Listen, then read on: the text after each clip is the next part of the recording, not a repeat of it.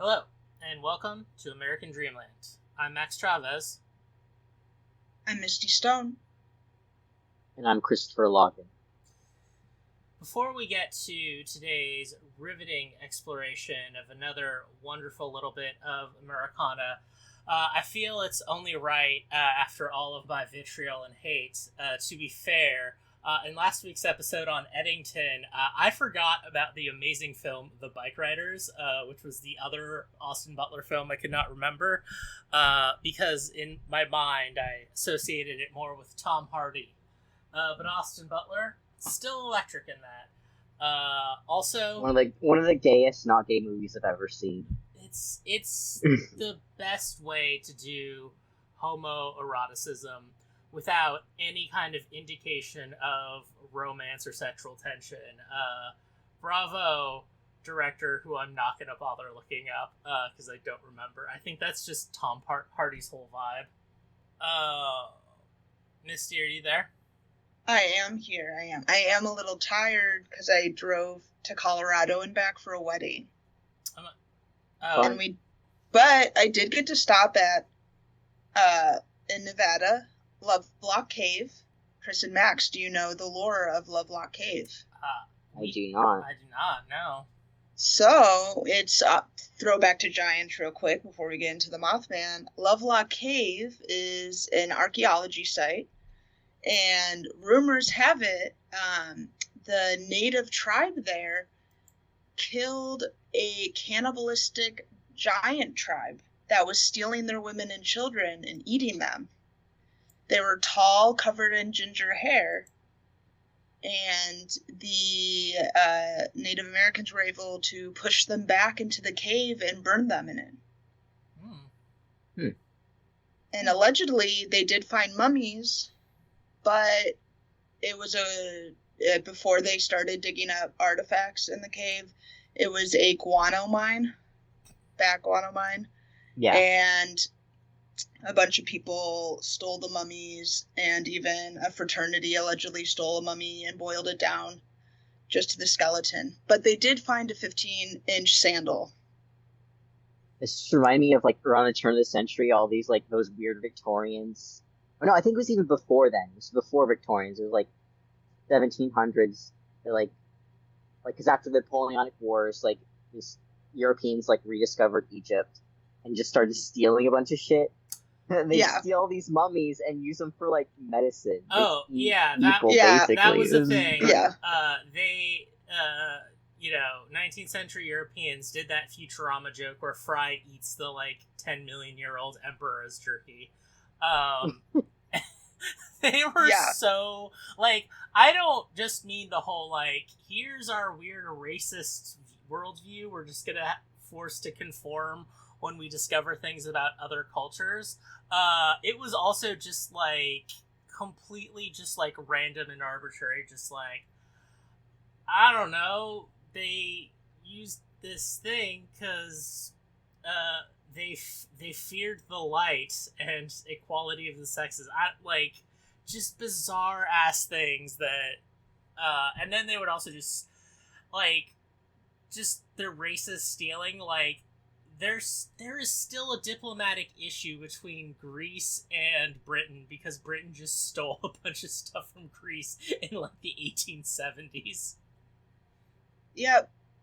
And they found in this cave, they found over 10,000 artifacts because the cave has been used for over 3,000 years, but they still have trouble tracking things down. A lot of stuff are still in private collection. All the mummies have seemed to disappeared. But we do have that 15-inch sandal, which could prove that the giants were there and eating people. Yes. Okay, I'm not gonna be, over, if I was rich and, not that much ethical, I would absolutely have, badass looking artifacts. But I think I draw the line at a corpse. Weird.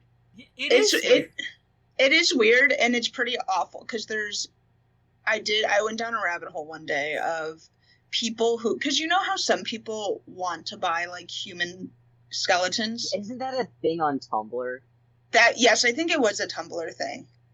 And so I was like, okay, like, is there any way you can ethically... No, there's no ethical way, because when you buy, like, a skull or a skeleton, you're usually buying it... It's like an impoverished person from somewhere who was just suffering, and their family probably... Either their corpses got stolen or...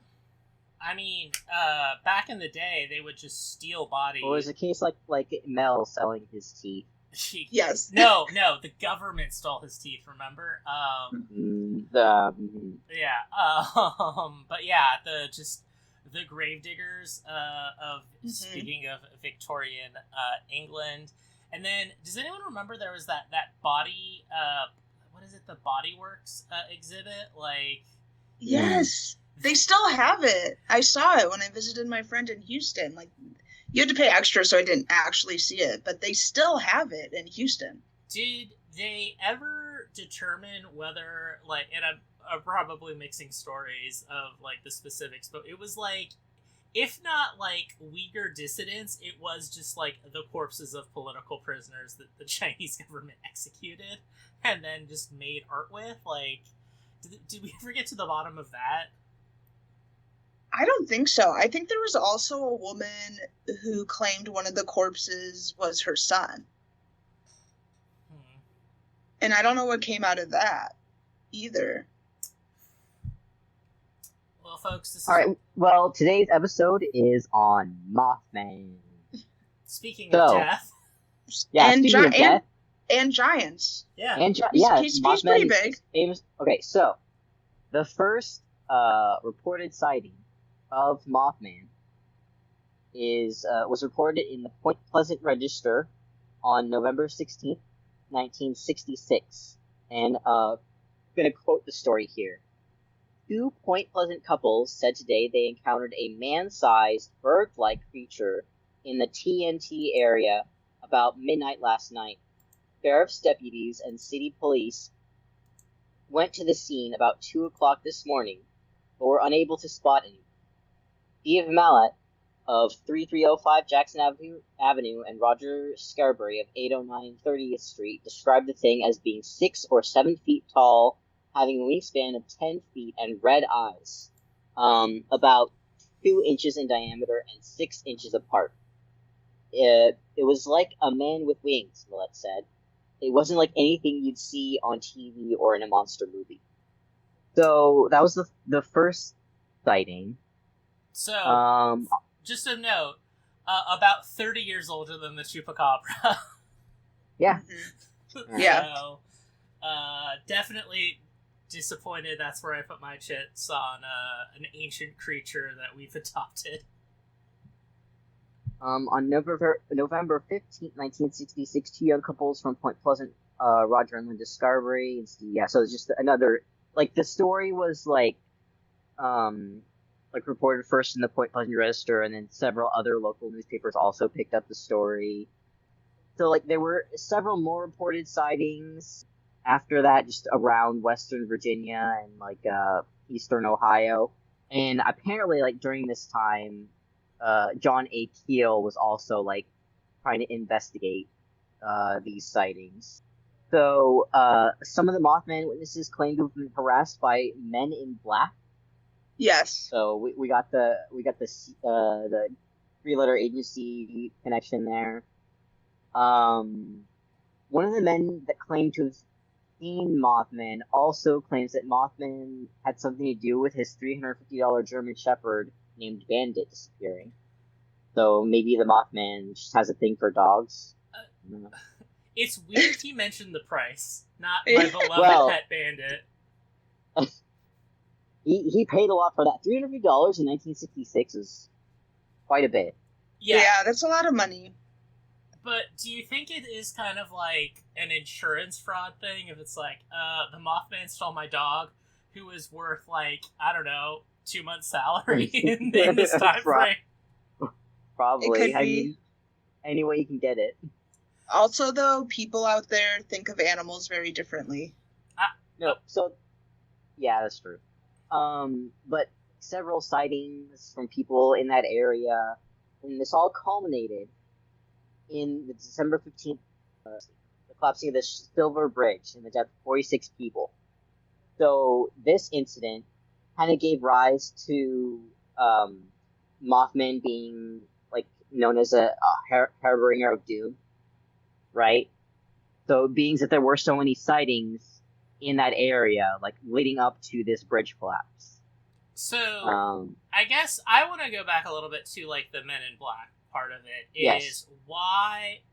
What 3-letter agency is like hunting the Mothman, and like what was their interest? Did they know that he was a psychic or diviner who could see the future, or I don't know, like why or were they just like, I don't know, maybe he's an alien, we should check this out?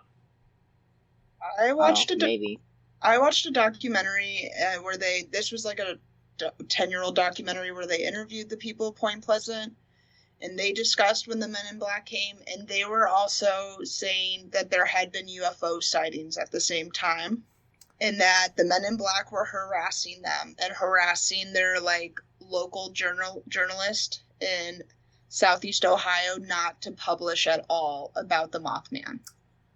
Okay, I don't want to be suspicious here, but we're kind of at beat for beat what I found when I was researching Chupacabra of single local reporter in isolated, materially deprived fringes of American society. Allegedly the government says something after a bunch of UFO happens, animals disappear, and then just a town goes, anyway, give us money because we have a statue. So Mothman was brought to national prominence in 1970 by author Gary Barker in his book entitled The Silver Bridge. And then 5 years later, it was further popularized by John A. Keel in The Mothman Prophecies, which is later adapted into a movie starring Richard Gere that me and Max watched. I feel this needs to be like a section of we just complain about it and get through the Mothman, because spoiler alert, it was alert, the most boring thriller I've ever seen. Oh my Nothing god! happened. The word Mothman does not appear in the movie, which is just yeah. Go ahead. But see, John A. Keel didn't have much to do with the coining of the term Mothman, so that makes sense. What about I feel like he only titled the book Mothman like after like that term had already been popularized in relationship to the stories. I mean, I also don't think he worked for the Washington Post and had a dead wife. No, he did. He was freelance. Yeah. He was definitely freelance. He wasn't the best reporter who could just disappear for weeks on end in West Virginia. Which, the movie also, probably my favorite part about the movie is I am convinced through the dialogue that the people who made the movie do not understand that West Virginia and Virginia are two different places. Because at one point, Richard Gere's character, who's just a reporter, is like, oh, I have to go to Richmond, the capital of Virginia, and interview the governor.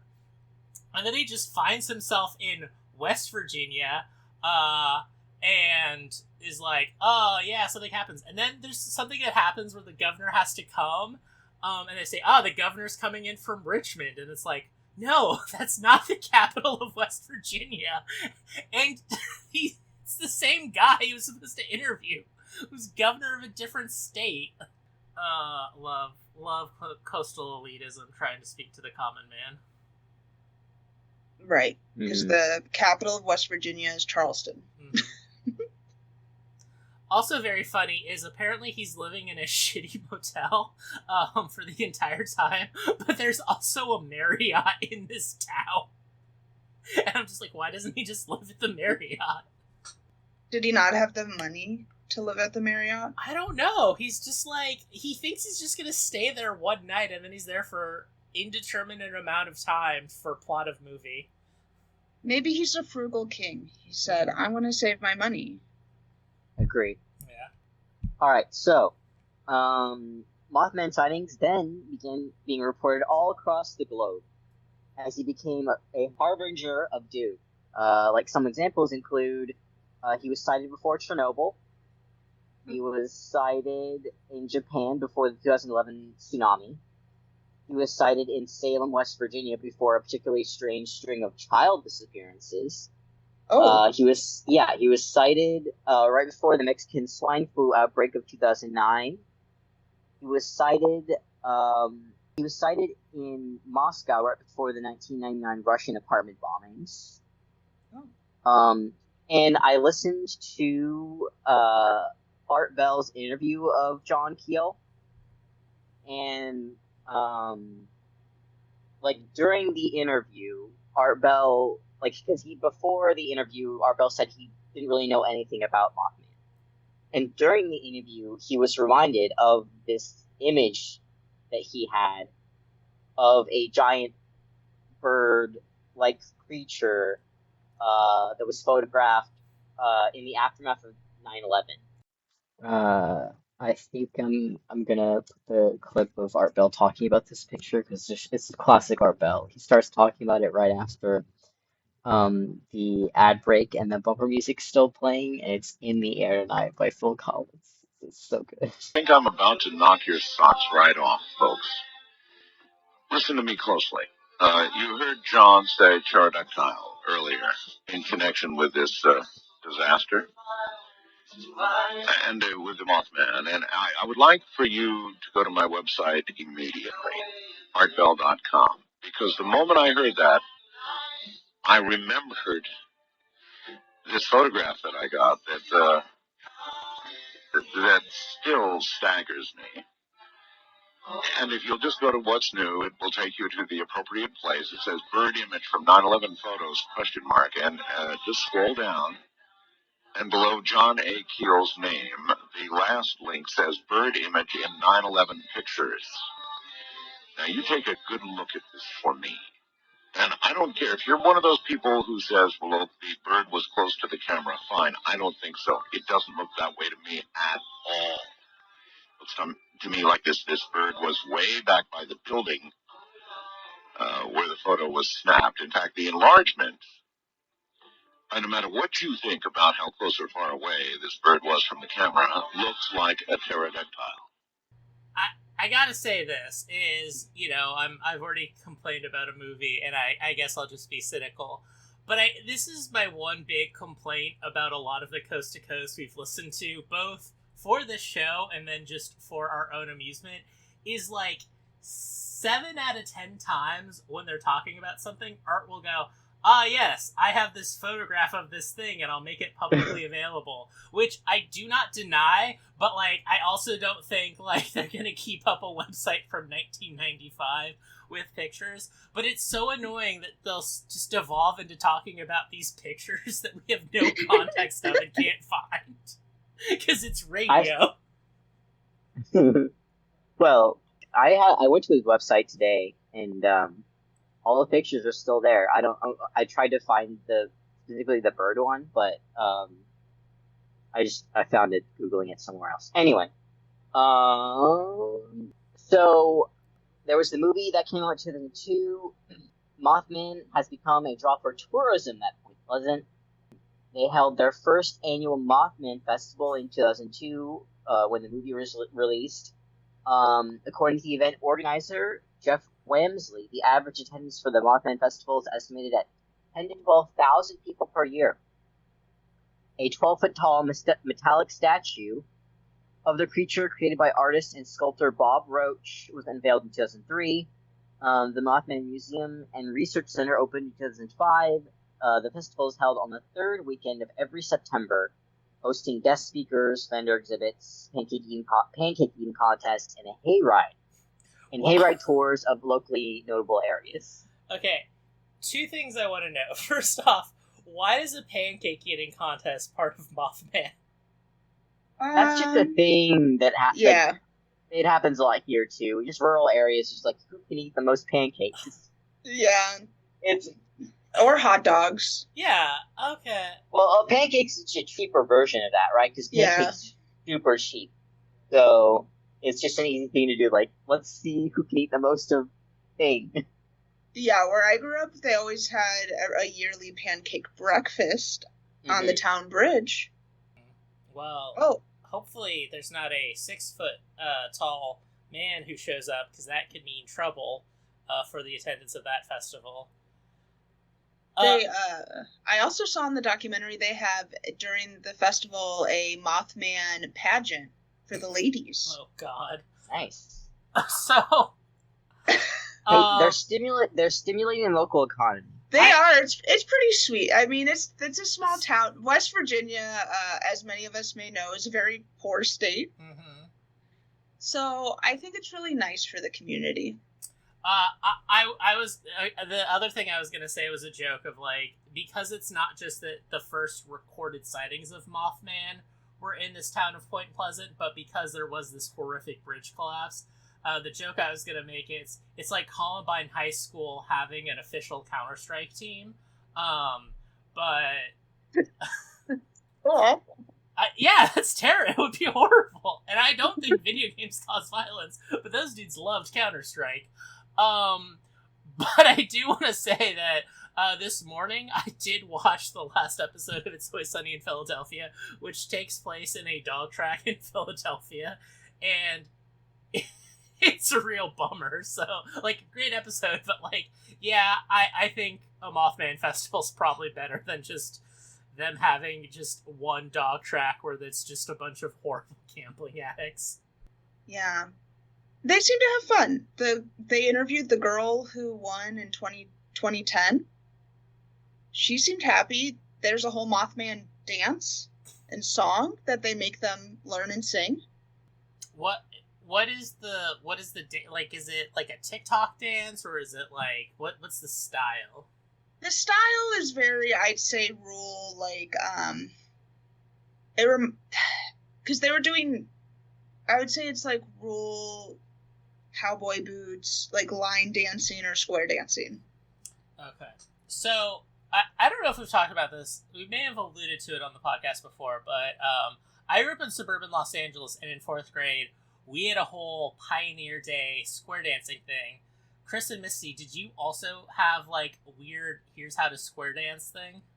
Oh, yeah. Well, there was, every year, there was a unit in PE where we did square dancing. So, yeah. And, you know, we all know that's because Henry Ford was a racist and anti-Semite. Yes, specifically, so I know we all know this, I don't know if we mentioned it on the podcast, though, is that it was a huge funding thing from Michigan born and raised Henry Ford to teach square dancing in order to combat the evils of jazz music that was occurring in, like, the 1920s or whatever, and then just stuck around. And obviously, yes, it was done for racial and anti-Semitic reasons. So I'm like, can we now just have them do the Mothman square dance? Because, like, yeah, 4th graders love the Mothman. That's much more appropriate than to teach them square dancing. Yeah. Yeah, I think they also just have volunteers from the community at the festival square dancing, because they showed an image of that year's festival with just these older white ladies square dancing in the middle of the festival. And everyone like, woohoo, yay! Yeah. So, like, my impression of, like, Mothman followers is there's a sort of a distinction. Like, some people say, oh, Mothman is just warning us before all these disasters, and then other people are saying that Mothman is bringing the disaster. Like, right? There's sort of is Mothman good or evil? Who knows? Are we to assume that the Mothman is the Carlos the Jackal of cryptids, in that shadowy forces just kind of hire him to do horrific things? I don't know. I like to think he's warning us, because why does he show up before the disaster? Well, if he's setting it up... He's taunting us, yeah. Sorry, I just had a really funny idea.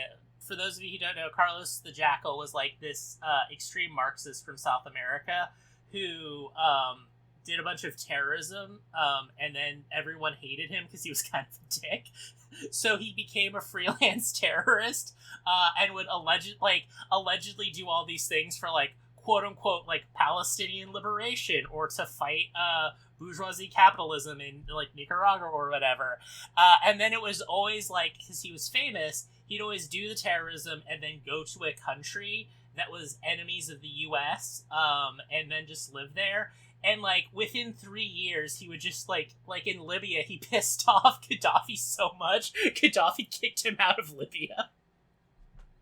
So I'm just like imagining the Mothman just like doing his weird portents, and then just like a weird like coven or Lovecraftian cult just going like, dude, it's been 18 months. Why is he still on our couch? A lot of people like retroactively claim that like sightings of large man-winged creatures as Mothman. So there's that. I heard too that, well, on this documentary, their skeptic was a biologist, and they just kept asking him hypotheticals because the TNT area was like an old, what was it, World War II? Oh yeah, I forgot to mention that. Yeah. So the first sighting was right around a sort of defunct World War II munitions factory. Yeah, and it did poison the like waterways of Point Pleasant. And so the biologist was like, they were asking him all these weird hypotheticals. He was like, yeah, I guess the Mothman could have just been a creature born oddly and he just existed for a little bit, or it could have been the runoff from the TNT. So like in one of the articles that I read that came out in the mid 60s, like obviously the authors of the article would always like ask an expert, and the experts always said, well, it was probably this species of crane that wasn't native to the area but was migrating through, right? Yeah. Because that certain, I forget what the species was, but it is around like 5, like as tall as a man, and has a 10-foot wingspan. Yeah, some people really underestimate how big some birds are. Yeah. Do you think that, like, this... How much of these things, of just, like, especially when it's, like, a cryptid that, like, is adopted by a local community, is, like, from a place that, like, some idiot, like, in this case, mistakes a, like, bird for a monster, and there's the town has to meet up, and it's, like, we had 4 people confuse a bird with a monster. We'll never hear the end of this. We have to all just agree and like make it our town thing so that people do not get upset or think that we're so dumb we don't know what a bird is. No, But in the Art Bell John Keel interview, Keel was talking about like in the lead up to the bridge collapse, there were the Mothman sightings. A lot of the people were reported having strange dreams, strange prophetic dreams. Oh. And you remember from Max from the movie the recordings? Uh-huh. He actually claims to have been like had phone calls of like entities calling him and foretelling doom. Oh, yeah, I did see that in the documentary, too. They also said, Chris, did you read, was it ever mentioned in the documentary, people were claiming that their eyes were burning and getting red? As well. Okay. There's a lot of secret lore here it is, like, kind of like with the mange theory with, like, Chupacabra. It is, you know, again, very American, or American territory to just be like, we gotta have fun, because if we actually acknowledge just, like, we just live in a town of, like, speed freaks that are, like, poisoned and have brain damage from, like, the TNT poisoning, and, like, people die mysteriously because they have undiagnosed black lung because we're in coal country. Like, let's just blame it on a moth monster. Yeah, that's... I've also heard that there's like theories that the CIA was doing like widespread LSD experiments I mean, like just dosing the water supply with LSD. I mean, they were doing that. This is like we've kind of alluded to. I forget what episode we did, but like we were talking about it, and I'm on record, and if not, I will like reaffirm that I think the most accurate movie ever made about American intelligence services is the Coen Brothers' Burn After Reading, of just a bunch of just like idiots doing things and kind of roughly getting things somewhat right, occasionally, and it is just like how many, like, we know about MK Ultra, like, but I feel like with the amount of money and scientists they had, like, how many different experiments with LSD did they need to have to realize it wasn't mind control, it was just a drug? Because we have MK Ultra, we have Operation Midnight Climax, where they have, like, dosed patrons of a brothel and prostitutes in a brothel to kind of see what would happen.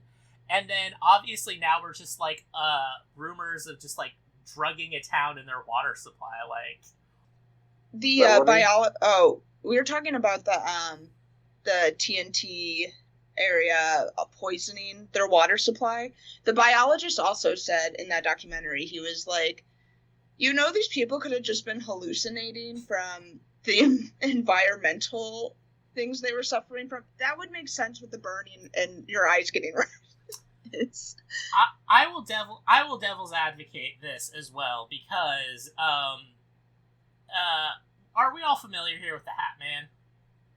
Yes. Yeah. So for those who don't know, the Hat Man became well known in our culture because a famed Packers quarterback or whatever, Aaron Rodgers, claimed that when he was abusing Benadryl, he had to stop because he kept seeing visions of the Hat Man, and everyone like had fun. It's like, he's just on drugs and whatever. But apparently stories kept coming out about like other people who had abused Benadryl also going like, no, I also saw the Hat Man, and it's exactly like Aaron Rodgers described, which is weird. That not that they hallucinate similar things, but have a shared hallucination. Like, could it be that the Mothman is like the Hat Man, but for overdosing on TNT runoff or whatever?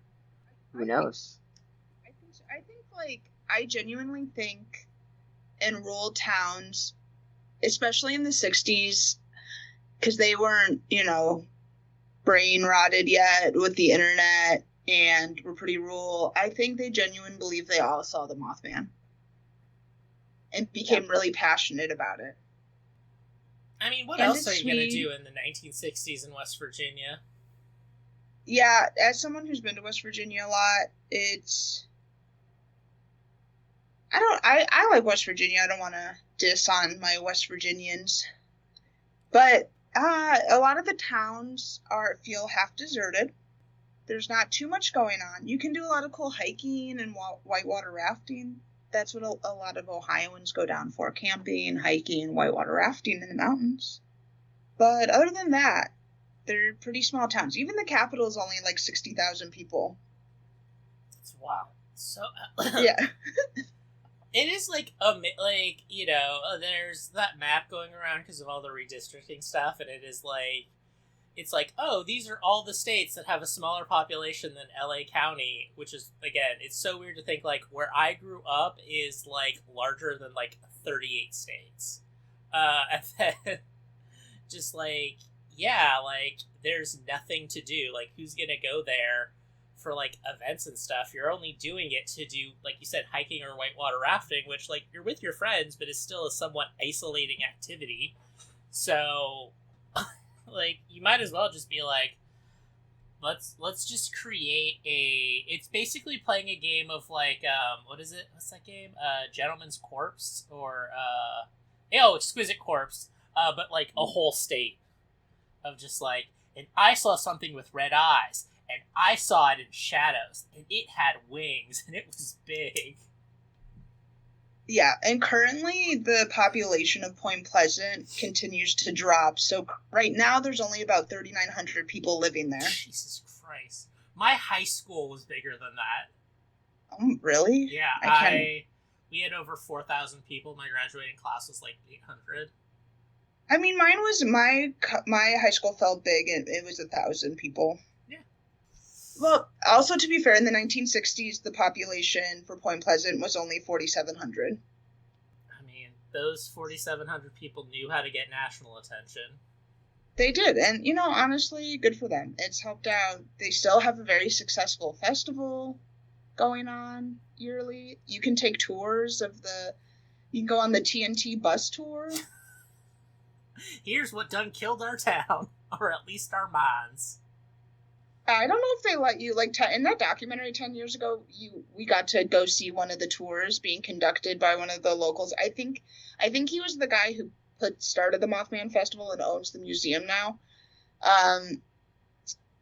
And he was walking people in and out of the old, like, TNT, the remnants of the building, and was like, yeah, and paranormal investigators come here too, and in these domes, you get a lot of good readings. So you can also go ghost hunting. So it's UFOs, Mothman, and ghosts. Yes. Question: is Mothman an alien ghost? Could be. Oh my god, that would... See, that's the thing.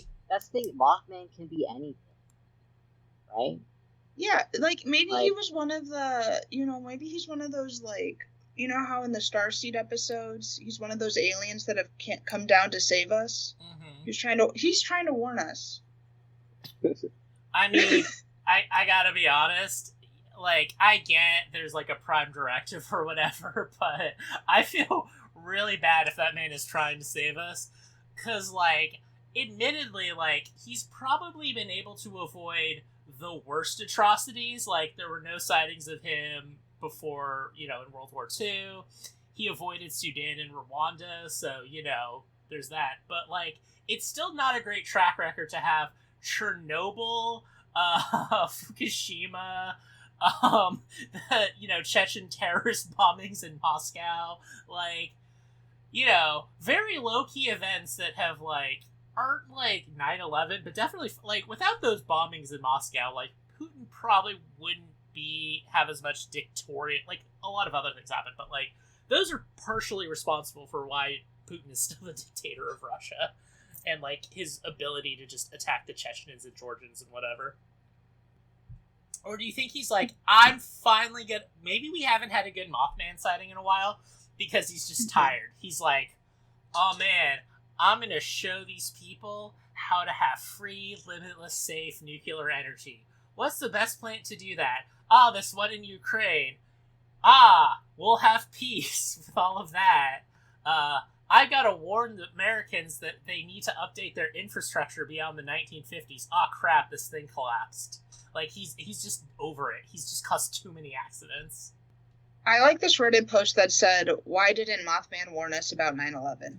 Okay, so I also have that question, and I guess we now have to go in is, do we believe Art Bell's evidence that Mothman did his warning on 9/11? But see, that picture was taken after 9/11. So... Some people argue he only appears before accidents, and so it means 9/11 was premeditated. Well, that wouldn't... Oh, okay. Yeah. But the bombings in Moscow were accidents.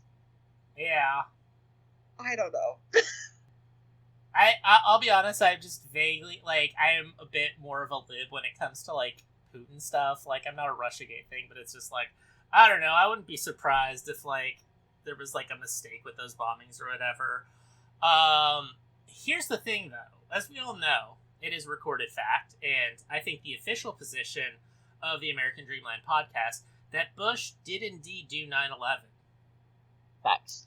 So, if we go back to my thesis that Mothman is the Carlos the Jackal of cryptids, was this like the U.S. government trying to be like, all right, Mothman, we need you to do an inside job for us?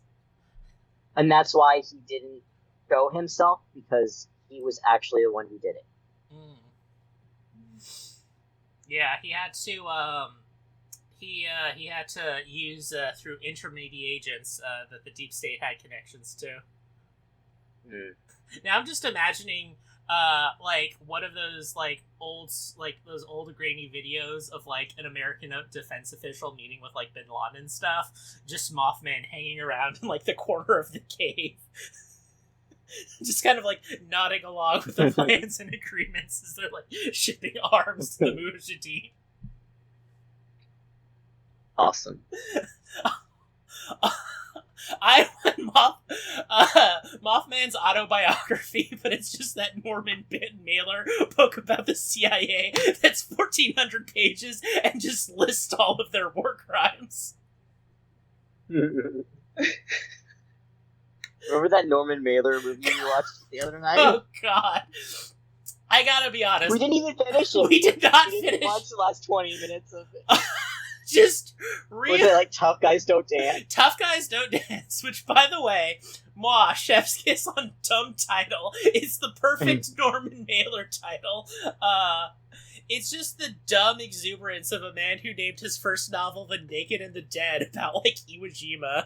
And then something about, I forget what it's about, but, like, the Executioner song, like, that man has killer titles. And then it was great, it was a movie written and directed by Norman Mailer based upon his novel, Tough Guys Don't Dance, that he wrote in 2 months because he needed to get out of a literary contract, which because the movie sucked, I was on my phone and it's like, I kind of need to update myself on Norman Mailer. So I was reading Norman Mailer's Wikipedia page, and in the, like, career biography section, they go from, like, and in 1983, he wrote a book about ancient Egypt, and in 1991, he wrote a book about the CIA. They just completely skip over Tough Guys Don't Dance. It's just like, there was 10 years where Norman Mailer didn't write a novel, and then he did again. So, I guess it is, like, going back, since we're now on the thing of terrible movies, like, so, my research for this is, with Chris, we watched, again, the Richard Gere motion picture in 2002 called The Mothman Prophecies. Yep, named after the book. Named after the book, which, honestly, like, I don't want to be too harsh on him, but, like, can any of, and obviously he's not, like, in our, like, rotation of, like, actors that are beloved by, I don't think, anyone on the podcast, but, like, is there legitimately good movie that you can unironically enjoy with Richard Gere in a major role in it? I mean, I think we both liked American Gigolo. I feel every written and directed by Paul Schrader film, you and I have a deep love for, but not this is some great filmmaking. This is like, how are there so many different layers? Like, I enjoy watching The Card Counter. I would watch it again. I do not know if I would call it a good movie. It's just like, I'm bitter about Abu Ghraib, so in 2020, I'm gonna write a movie about it. Also, that was probably when he was bitter. It's also probably about cards, because he's bitter he got kicked out of that Zoom poker game for being too sexist. But yeah, like American Gigolo it's interesting. Like, I love how anti-sex, like, and not in a, like, evangelical, like, Jerry Falwell talking about the evils of pornography kind of way. It is just Paul Schrader thinks, I think sex is disgusting and wrong. And then he writes so many movies about sex. It's like, why? That's always how it goes. I know, but it's like, it's more like, I don't want to say cinema verte about it, but it is just like him just like, yeah, here's people doing it, they're fucking awful. And he's not like, and if you have sex, you're also evil. But yeah, like, that's good. I've never actually seen Pretty Woman, but, like, I can't imagine, you know, what I know about the film is, like, the scene where it's like, big mistake, and then Jason Alexander apparently tries to sexually assault Julia Roberts in that movie. So, like, I don't think I would enjoy that, or... Pretty Woman's a classic Just romance. Yeah. I think Richard Gere's fine in it. He's like, that's the thing is like, even in, he wasn't bad in the movie, the Mothman Prophecy. It's just like, I guess he's kind of like, I wish he had a career that was like, his films were more on par with his skill. Because he's always really good. Like, I thought he did a fantastic job in American Gigolo. All of my problems or questions are entirely related to Paul Schrader. What? Okay, how about Primal Fear? Ooh. Yeah, okay. Yeah. Yeah, okay. Primal Fear. The only quality Richard Gere film. Oh, God. Anyway, so... this film is dog shit. Not only because they don't even mention the word Mothman, but, like... So, the movie starts, basically, with, like, on Christmas Eve or whatever, him and his wife are in a car accident after, like, they buy a house. Classic, like, oh, I got a dead wife and I'm mourning her, blah, blah, blah. But, like, I was, like, the way they structure it is, like, oh, she sees the Mothman and then she crashes the car, and then we thought she was dead in the car accident, but she survived. And then it's like, oh, she's in a coma then. And then we find out, like, later on, they just casually mentioned she had a brain tumor and died from that. Yeah, in the shape. Oh, that's right. It was in the shape of the Mothman. But, like, yeah. They never explicitly say, my wife died of brain cancer. And also, like, because here's the thing, like, if you're mourning a dead wife and you're mourning someone who dies of cancer, you find out this person has cancer because, oh, we have to do a medical checkup because you were in a car accident. The movie just makes it seem like the car accident killed her. Yeah, like, they say she had a tumor, but, like, she dies right after that. They are kind of vague and weird about the timeline. Like, I have no idea how long he's in West Virginia, because, like, he's able to bond, like, he's able to be gone long enough where, like, his boss is just mad at him for not showing up to work, not where he gets fired. But he also apparently forms enough of a bond with these people where she just, like, cold calls him and invites him to Christmas. So he's not alone. Looks like we have our own. The last time, like, I don't think when we're recording on Zoom doesn't pick up Rogue. So. Yeah. Our own personal Mothman. Which means something horrific is going to happen to one or all three of us. Oh, no, thank you. I'm done with horrific things happening. I think we all are, but I don't think... Oh, wait, this goes on to, like, why the Men in Black were interesting Mothman, is this dude was a reporter for the Washington Post, and apparently was prominent enough to, like, interview governors, which is, you know, somewhat notable, you know, professional people. He probably had a story, so the Mothman faked a car accident so he could use the cancer ray gun on Grace from Will and Grace. Mm-hmm. Okay. You know, a movie's great when I actually know the actors' names and I just refer to them from other movies. I.e., Grace from Will and Grace is in that, along with the white Deborah coach. Messing. Yes, Deborah Messing, I know. And then the white coach from Remember the Titans was a guy who they really did not know how to deal with alcoholism, because everyone's implying he's the town drunk, but he's like, I don't drink no more, not after that incident. And then they never tell us what the incident is. Guys, we could go. They just opened up a Mothman escape room and a Mothman mini golf. In, I want to say Point Pleasant. In West Virginia? Yeah, in West Virginia, Point Pleasant, Wow. and connected to the Mothman Museum. So, all right. If you want to fund our trip next year to the Mothman Festival, we will play mini golf, and we'll attempt the Mothman 66 escape room if you join our Patreon. Absolutely. Also, shout out, we're doing some changes to the Patreon. Instead of just doing, like, normal episodes, we're going to answer your questions. So, start bugging us on probably Blue Sky, because... I would say Blue Sky, because that's where... there have been issues with the service we use to post our episodes everywhere but Patreon. So if there's an episode that doesn't mention the title of the episode, it's because it's mistitled. Yeah. Right?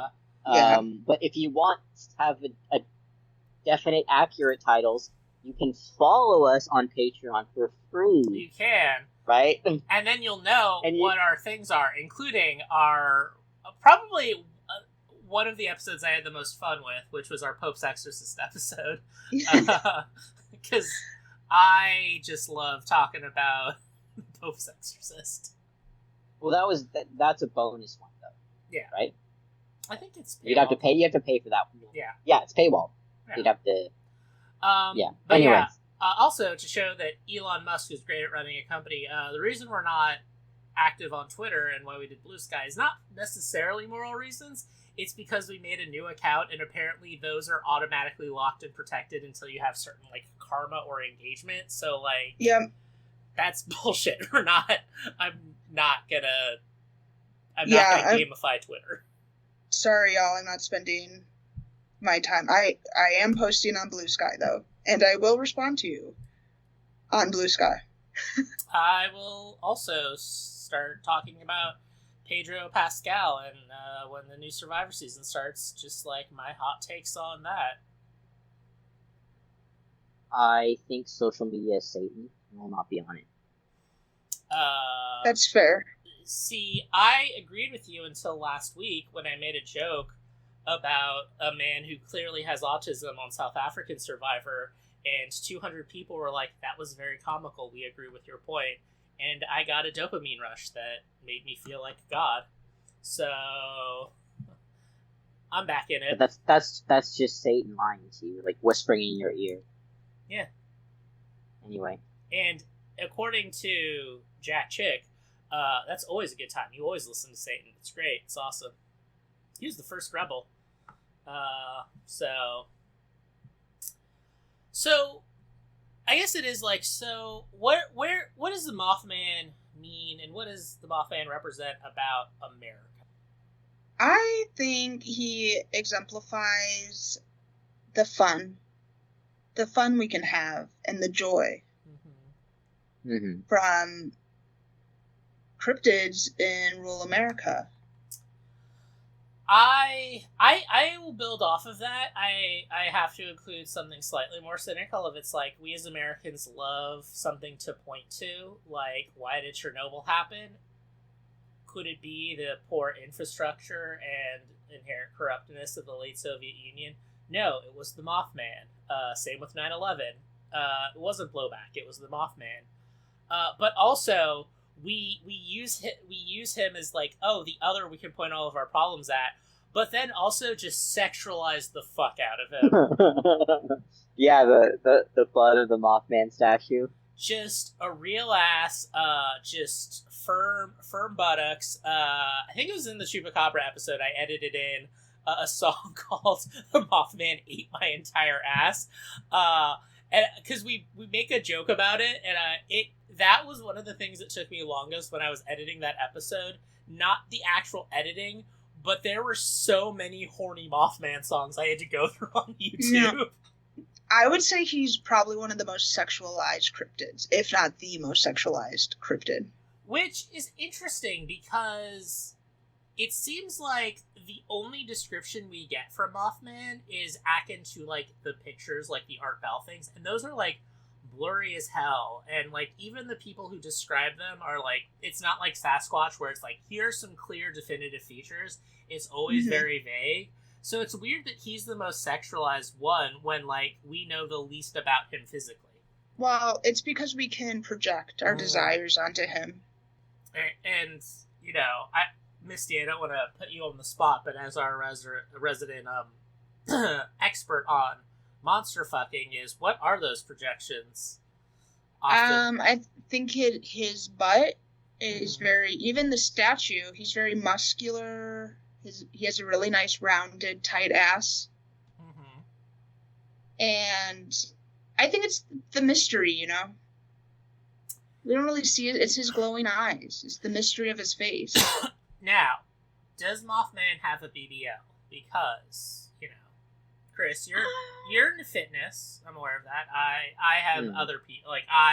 Speaking of Russell Crowe, I have the physique of Russell Crowe in that movie where he's the divorced guy who kills people with his car. So I am not that, but I'm, through feminism and having people who work out, it's very hard to have a big, especially tight ass and also be slender. Usually there's some other things going on. So did he get a BBL? And if so, when? If you work out that muscle, it's gonna get bigger. So yeah. He's just doing squats at the gym, he's not doing any lifting or leg day? Well, no, he's doing other stuff too, but he definitely doesn't neglect leg day. Okay. Yeah. And he's probably picking, he probably stole that dog with his legs. Yeah. He's probably yanking things with his legs. Yeah, that's true. Carrying things. Yeah. You know what? I'm gonna develop a new Mothman theory. Is I don't think the Mothman cares about animals, or if he does, he's just a normal person. I think that dude has an insurance claim on his dog. It's so weird to be. It's one thing to be my best friend. Mothman took my dog. It's not the Mothman took my very special friend dog. It's not that the Mothman took my specifically trained dog. It's not the Mothman took my purebred German Shepherd, which is, I don't know, rare dog. It's, he took my insert financial figure here.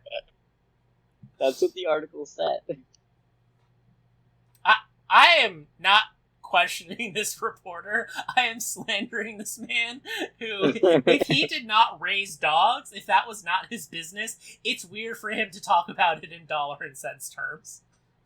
Mm-hmm. Or devil's advocate, or because in more rural areas, animals are more seen as property and a value of what they can provide. Yeah. It could just be, that's his working dog. And he spent a lot of money on his working/guard dog.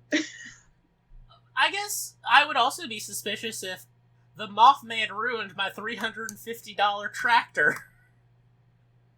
I would also be suspicious of, why did you need to mention it was $350? Because in West Virginia, that was a lot of money. It's a lot of money. I'm just saying, is this his... Is this how you did GoFundMe back then? Of it's just here's my damage, person in the report. Please let me make that up because of my atrocity. Maybe, because how much is $350 in our time? It's at least a few thousand. I would say it's at least a few $1,000s. That sounds right. Yeah, probably. Let's see. 350 to 2025. It is $3,550.20. Well, that's not nothing. Yeah. I guess. Yeah, that's an expensive dog.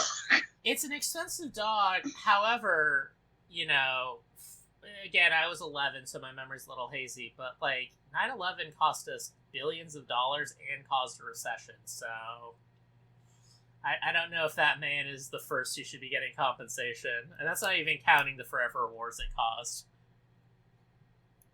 Yeah. Also today, that'd be a little bit on the high end for a German Shepherd. They're typically between $1,500 and $3,000. Where are you finding that out? Google. Uh-huh. I'm the epitome of the meme of oh, dog owner, blah blah blah, it's this special breed and all of these things and hypoallergenic, and cat owner. I just found it in the garbage. Yeah. Yeah. Dude, dog breeds are just some weird, fucked up eugenics shit. Oh. Yeah, for sure. It's really weird. It's so... Here's the thing of why... And I feel I understand the need for Mothman to point to something, because, even the most mundane things, when you think about it, are horrible. And when I was in college, my first, serious girlfriend, her family loved having Boston Terriers. Like, it was their thing. All of their dogs were always Boston Terriers, blah, blah, blah. They were cute, all of that. And then, like, I don't know, an adult, like 19, 20, and my girlfriend is talking about how derpy and dumb Boston Terriers are, and one of the examples she uses is like, oh yeah, their heads are so big and dumb that mothers can't give birth to them naturally. They can only give birth via cesarean section. And my response is like, how is that possible? How does the dog exist in nature then? And she just looks at me. It's like, do you think there's anything natural about a Boston Terrier? And like, I was just like, I don't know. I only had cats at that point, and like my friends with dogs like got them from like breeders and like were purebred and stuff, or just like butts that they found. But like, just to think about, like, we made a creature that not only cannot breathe right and like is doomed to get arthritis, but also can't even give birth naturally. Yeah. Like, that's I know there are complications, and you know, the birthing process is not perfect, but I'm pretty sure it's a sign that God doesn't want your species to exist when it's like, there's no circumstances where you can procreate naturally without medical intervention. It's not great. That's why they say cats aren't fully domesticated, because if we all disappear tomorrow, cats could survive without us. Most dogs cannot. Yeah. So, or just cats were domesticated the smart way. Yeah. just by proximity. Yeah. Like, the proximity just made it so that they were like docile enough to get along with people, but still maintain their independence. Yeah. Whereas dogs were like, oh man, these wolves are dangerous, but they could be useful. Let's find the mentally challenged ones and then just breed them exclusively. And then everything's gonna be fine. Which is why, like, you know, obviously, you know, like, that is why, like, a house cat can kind of go feral just being left alone, whereas you have to do some serious damage to make a domesticated dog go feral, and why they are so fundamentally different than wolves is because we, like, created a wolf that just has lessened mental faculties. So maybe the Mothman's just a genetic anomaly. Or maybe he's pure. Think about it. It's never... think about it. Swine flu is the closest thing to a natural incident that we've been able to see the Mothman was before. And, like, that's like, you know, from... It came from our living with pigs and our treatment of pigs that developed a new disease. So, like, maybe he is a primordial being warning us of the nature of industrialism. Maybe. And that's why he loves West Virginia. It's a more natural way of life. You're able to have some of the base comforts of civilization, but appreciate natural beauty and understand where we all come from. Yep. Sure. That's a nice way to describe West Virginia. They deserve something for giving us such joy and such sexy, sexy monsters. Yes. And the coal mine wars. Yeah. Shout out to those Union coal miners who, like, shot Pinkertons. You guys are awesome. Yes. To quote Chief Miles O'Brien, he was more than a hero. He was a working man. Yes. Or no, he was a Union man. I'm sorry. Yeah. Do love them for that.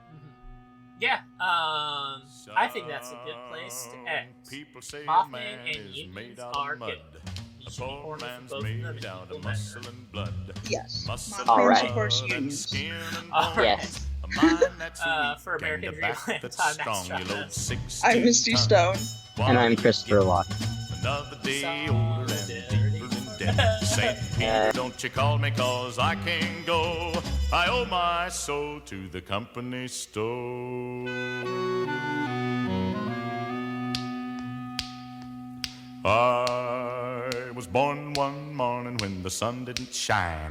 I picked up my shovel and I walked to the mine. I loaded 16 tons A number 9 coal, and the straw boss said, well, to bless my soul, you load 16 tons. What do you get?